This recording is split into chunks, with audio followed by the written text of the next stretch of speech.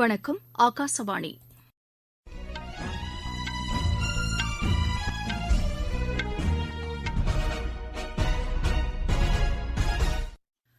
செய்திகள் வாசிப்பவர் வடிவழகி கபிலன். தலைப்புச் செய்திகள்: இந்தியாவின் அதிநவீன புவி கண்காணிப்பு செயற்கைக்கோள் EOS-3 ஐ ஏவுவதற்கான 26 மணி நேர கவுண்டவுன் ஸ்ரீஹரிகோட்டாவில் இன்று அதிகாலை மணி 3:43க்கு தொடங்கி நடைபெற்று வருகிறது.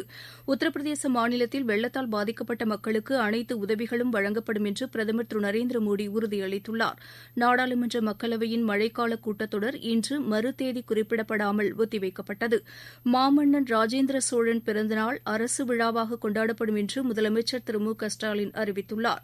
இந்தியா இங்கிலாந்து அணிகளுக்கிடையேயான இரண்டாவது டெஸ்ட் கிரிக்கெட் போட்டி லண்டன் லார்ட்ஸ் மைதானத்தில் நாளை தொடங்குகிறது. இனி விரிவான செய்திகள். இந்தியாவின் அதிநவீன புவி கண்காணிப்பு செயற்கைக்கோள் EOS-3 ஐ ஏவுவதற்கான 26 மணி நேர கவுண்டவுன் ஸ்ரீஹரிகோட்டாவில் சதீஷ் தவன் விண்வெளி மையத்தின் இரண்டாவது ஏவுதளத்தில் இன்று அதிகாலை மணி 3:43க்கு தொடங்கி சீராக நடைபெற்று வருகிறது. இந்த புவிநிலை செயற்கைக்கோள் நாளை காலை மணி 5:43க்கு GSLV F-10 செலுத்து வாகனத்தின் மூலம் விண்ணில் செலுத்தப்பட உள்ளது. இந்தியாவின் அனைத்து பகுதிகளையும் அதன் எல்லைகளையொட்டிய பகுதிகளையும் 24 மணி நேரமும் தொடர்ந்து கண்காணித்து அதன் நிலப்பரப்பில் ஏற்படும் மாற்றங்கள் பற்றிய தகவல்களை உடனுக்குடன் பெறும் வசதியை EOS-3 செயற்கைக்கோள் பெற்றிருக்கும். ஸ்ரீஹரிகோட்டாவிலிருந்து பயணிக்கும் 79வது செயற்கைக்கோள் இதுவாகும். புவி வட்டப்பாதையில் செலுத்தப்படும் இந்தியாவின் முதலாவது புவி கண்காணிப்பு செயற்கைக்கோளும் இதுவேயாகும். இதுவரை அனுப்பப்பட்ட கண்காணிப்பு செயற்கைக்கோள்கள் துருவ வட்டப்பாதை வகையைச் சேர்ந்தவை என்பது நினைவுகூரத்தக்கது. இந்த செயற்கைக்கோளின் பணிக்காலம் 10 ஆண்டுகளாகும். பிரதமர் திரு நரேந்திர மோடி இன்று மாலை இந்திய தொழில் கூட்டமைப்பு நிர்வாகிகளுடன் தொழில் மேம்பாடு தொடர்பாக காணொலி வாயிலாக கலந்துரையாடுகிறார். இதையொட்டி அவர் இன்று வெளியிட்டுள்ள டுவிட்டர் செய்தியில், நாட்டின் முக்கிய இலக்காகிய சுயசார்பை அடைவதற்கு தேவையான அனைத்து நடவடிக்கைகளும் இத்துறையினருடன் இணைந்து மேற்கொள்ளப்படும் என்று தெரிவித்துள்ளார். உத்தரப்பிரதேச மாநிலத்தில் தற்போது நிலவும் மழை வெள்ள நிலவரத்தை பிரதமர் திரு நரேந்திர மோடி இன்று ஆய்வு செய்தார். குறிப்பாக வாரணாசி மாவட்ட நிர்வாகத்துடன் அவர் இதுகுறித்து விரிவான ஆலோசனை நடத்தினார். மாநிலத்துக்கு தேவையான அனைத்து உதவிகளும் செய்யப்படும் என்று பிரதமர் உறுதியளித்ததாக எமது செய்தியாளர் தெரிவிக்கிறார். நாடாளுமன்ற மக்களவையின் மழைக்கால கூட்டத்தொடர் இன்று மறுதேதி குறிப்பிடப்படாமல் ஒத்திவைக்கப்பட்டது. இந்த கூட்டத்தொடர் வரும் வெள்ளிக்கிழமை முடிவடைவதாக இருந்த நிலையில் தற்போது முன்னதாகவே அவை நடவடிக்கைகள் ஒத்திவைக்கப்பட்டுள்ளன. முன்னதாக இன்று காலை அவை கூடியதும் இமாச்சல் பிரதேச முன்னாள் முதலமைச்சர் வீர்பத்ர சிங் மற்றும் முன்னாள் உறுப்பினர்கள் மறைவுக்கு இரங்கல் தெரிவிக்கப்பட்டது. பின்னர் நடப்பு கூட்டத்தொடரில் அவையின் பணிகள் பற்றிய விவரங்களை அவைத்தலைவர் திரு ஓம் பிர்லா விவரித்தார். குறிப்பாக இதர பிற்படுத்தப்பட்ட வகுப்பினருக்கான பட்டியலில் கூடுதலாக சேர்க்கும் அதிகாரத்தை மாநிலங்களுக்கே வழங்குவதற்கான 127வது அரசியல் சாசன திருத்தம் அனைத்து கட்சிகளின் ஆதரவுடன் ஒருமனதாக நிறைவேற்றப்பட்டதை அவர் சுட்டிக்காட்டினார். இதனிடையே மாநிலங்களவையில் இன்று எதிர்க்கட்சிகள் எழுப்பிய அமளி காரணமாக அவை நண்பகல் வரை ஒத்திவைக்கப்பட்டது. அவையில் நேற்று எதிர்க்கட்சி உறுப்பினர்கள் சிலர் நடந்து கொண்ட விதம் குறித்து அவைத் தலைவரும் குடியரசு துணைத் தலைவருமான திரு வெங்கையா நாயுடு வேதனை தெரிவித்தார். பின்னர் மீண்டும் கூடிய அவையில் இதர பிற்படுத்தப்பட்ட வகுப்பினர் தொடர்பான அரசியல் சாசன திருத்த மசோதா மீது விவாதம் தொடங்கி நடைபெற்று வருகிறது. இனி மக்களின் மனதை வென்ற மத்திய அரசின் திட்டங்கள்.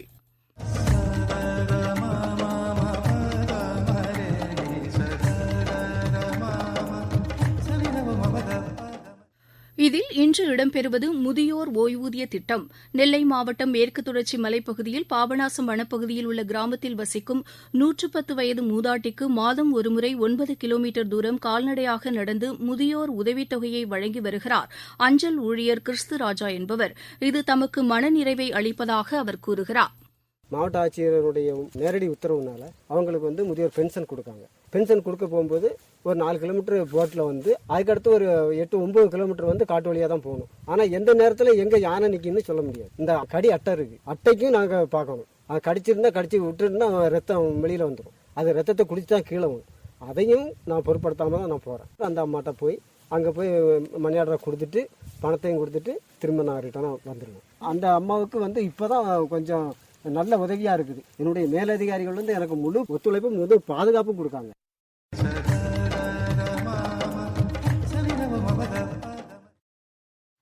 நீங்கள் கேட்டுக்கொண்டிருப்பது ஆகாசவாணியின் செய்தி அறிக்கை. கோவிட்-19க்கு எதிரான போரில் நமக்கான கவசங்கள். முகக்கவசம் அணிவோம், தனிநபர் இடைவெளியை கடைபிடிப்போம், கை மற்றும் முகசுத்தம் பராமரிப்போம், தடுப்பு மருந்தை தயங்காமல் செலுத்திக் கொள்வோம். நோய் தொற்று குறித்த தகவல்களை 104 மற்றும் 044295100500 என்ற தொலைபேசி எண்களை தொடர்பு கொண்டு அறிந்து கொள்வோம். மாமன்னன் ராஜேந்திர சோழன் பிறந்த நாளான ஆடி திருவாதிரை நாள் அரசு விழாவாக கொண்டாடப்படும் என்று முதலமைச்சர் திரு மு க ஸ்டாலின் அறிவித்துள்ளார். கோவிட் நோய் தொற்று காரணமாக இந்த ஆண்டு இவ்விழா கொண்டாடப்பட மாட்டாது என்றும் அடுத்த ஆண்டு முதல் இது அரசு விழாவாக கொண்டாடப்படும் என்றும் அவர் கூறியுள்ளார். அரியலூர் மாவட்டம் கங்கைகொண்ட சோழபுரத்தில் மாமன்னன் ராஜேந்திர சோழனால் ஏறத்தாழ 1000 ஆண்டுகளுக்கு முன்பு கட்டப்பட்ட பிரகதீஸ்வரர் ஆலயம் உலக புகழ்பெற்ற ஒன்றாகும். அண்ணா பல்கலைக்கழக பாடத்திட்டம் பன்னாட்டு தரம் வாய்ந்ததாக மேம்படுத்தப்படும் என்று தமிழ்நாடு உயர்கல்வித்துறை அமைச்சர் திரு பொன்முடி கூறியிருக்கிறார். சென்னையில் இன்று செய்தியாளர்களிடம் பேசிய அவர், இப்பல்கலைக்கழக மாணவர்கள் உலகத்தரம் வாய்ந்த திறனை பெற்றவர்களாக திகழும் வகையில் பாடத்திட்டங்கள் உருவாக்கப்படும் என்றார். வடிவமைப்பு மற்றும் ஆராய்ச்சிக்கு தேவையான மாணாக்கர்களை உருவாக்குவதற்கான பாடத்திட்டம், அந்த அடிப்படையிலே பாடத்திட்டங்கள் மாற்றி அமைக்கப்படும். அது மட்டும் இல்லாமல் தொழில் கல்விகளுக்கும் சமூக சேவை தேவைகளுக்குமான மாணாக்கர்களை உருவாக்குவதற்கான பாடம், அதையும் உருவாக்க வேண்டும் என்றும் யோசனைகளை வைத்திருக்கிறோம், கலந்து பேசியிருக்கிறோம். அது மட்டும் இல்லாமல் ஆராய்ச்சிக்கு தேவையான அடிப்படை வசதிகளை சர்வதேச அளவில் உருவாக்க வேண்டும் என்பதும் இந்த பாடத்திட்டத்திலே அடங்கியிருக்கும். இதனிடையே அண்ணா பல்கலைக்கழக துணைவேந்தராக நியமிக்கப்பட்ட பேராசிரியர் வேல்ராஜ் இன்று பொறுப்பேற்றுக் கொண்டார். பின்னர் அவர் செய்தியாளர்களிடம் பேசுகையில், கற்றலும் கற்பித்தலும் மாணவர்களுக்கு ஆர்வமூட்டும் வகையிலும் அவர்களின் எதிர்காலத்திற்கு ஏற்ற வகையிலும் அமைய தேவையான அனைத்து முயற்சிகளும் மேற்கொள்ளப்படும் என்றார். முன்னதாக திரு வேல்ராஜ் முதலமைச்சர் திரு மு க ஸ்டாலினை சந்தித்து வாழ்த்து பெற்றார். தமிழ்நாட்டில் விவசாயிகள் வளமாக வாழ்வதற்கான அனைத்து முயற்சிகளும் மேற்கொள்ளப்பட்டு வருவதாக கூட்டுறவுத்துறை அமைச்சர் திரு ஐ பெரியசாமி கூறியிருக்கிறார்.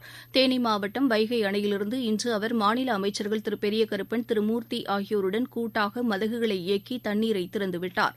பின்னர் செய்தியாளர்களிடம் பேசிய திரு பெரியசாமி, விவசாயிகளின் நலன்களை பேணுவதில் அரசு எப்போதும் முழு முயற்சியுடன் ஈடுபடும் என்று குறிப்பிட்டார். 120 நாட்களுக்கு திறந்துவிடப்படும் இந்த தண்ணீரின் மூலம் பெரியாறு பாசனப் பகுதியில் உள்ள 85,500க்கும் மேற்பட்ட ஏக்கர் நிலங்களும், திருமங்கலம் பிரதான கால்வாய் பகுதியில் உள்ள சுமார் 19,500 ஏக்கர் நிலங்களும் பாசன வசதி பெறும். தமிழ்நாட்டில் சிறந்த மாநகராட்சியாக தஞ்சாவூர் தேர்வு செய்யப்பட்டுள்ளது. இதற்கான 25 லட்சம் ரூபாய் பரிசுத் தொகை மற்றும் விருதை சுதந்திர தின விழாவில் முதலமைச்சர் திரு மு க ஸ்டாலின் வழங்கவுள்ளார். சிறந்த நகராட்சிகளாக உதகை, திருச்செங்கோடு, சின்னமனூர் ஆகியவை தேர்வு செய்யப்பட்டுள்ளன. மேலும் சிறந்த பேரூராட்சிகள் பட்டியலில் திருச்சி மாவட்டம் கள்ளக்குடி முதலிடத்திலும், கடலூர் மாவட்டம் மேல்பாட்டம்பாக்கம் 2வது இடத்திலும், சிவகங்கை மாவட்டம் கோட்டையூர் 3வது இடத்திலும் உள்ளன. உள்நாட்டிலேயே உருவாக்கப்பட்ட குறைந்த உயரத்திலேயே சென்று தாக்கும் அதிநவீன ஏவுகணை இன்று ஒடிசா மாநில கடற்கரை பகுதியில் வெற்றிகரமாக சோதித்து பார்க்கப்பட்டது. இது சுமார் 150 கிலோமீட்டர் தூரம் பயணித்து தனது இலக்கை தாக்கியது. பாதுகாப்பு ஆராய்ச்சி மேம்பாட்டு அமைப்பாகிய DRDO இதனை தயாரித்து சோதித்து பார்த்தது. விலங்குகளிடமிருந்து மனிதர்களுக்கு பரவும் மார்பர்க் எனும் நோய் தொற்று கினியா நாட்டில் ஒருவருக்கு உறுதி செய்யப்பட்டுள்ளது. இது எபோலா வைரஸ் மற்றும் கோவிட் நோய்களை ஒத்திருப்பதாகவும் மேற்கு ஆப்பிரிக்காவில் இத்தொற்று கண்டுபிடிக்கப்பட்டிருப்பது இதுவே முதன்முறை என்றும் உலக சுகாதார அமைப்பு கூறியுள்ளது. கிரீஸ் நாட்டின் ஈவியா தீவில் காட்டுத்தீ பரவி வருவதை அடுத்து அங்குள்ள 2000க்கும் மேற்பட்ட மக்கள் வேறு பகுதிகளுக்கு இடம்பெயர்ந்துள்ளனர்.